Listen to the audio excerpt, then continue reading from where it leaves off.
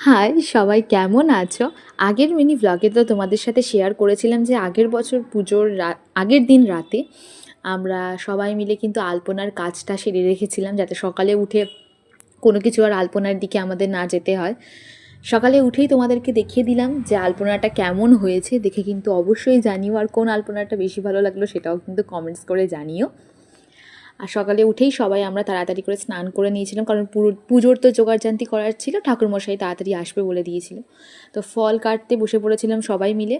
ফল কাটা শেষে আমি চলে গেছিলাম রেডি হতে, তারই কিছু ক্লিপ তোমাদের সাথে শেয়ার করলাম। আর রেডি হতে হতে হঠাৎই আমার মা বললো যে ঠাকুরমশাই চলে এসছে।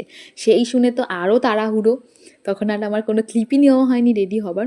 আর এখানে দেখো আমার কুট্টুস কিন্তু আমাদের সাথে বসে অঞ্জলি দিচ্ছিল, জানি না কেন যতবারই আমরা অঞ্জলি দিচ্ছিও ততবারই চেঁচিয়ে উঠছিল। তো এই নিয়ে আমরা একটু হাসাহাসিও করছিলাম। আর এখানে আমাদের পুজো কমপ্লিট হয়ে গেছে।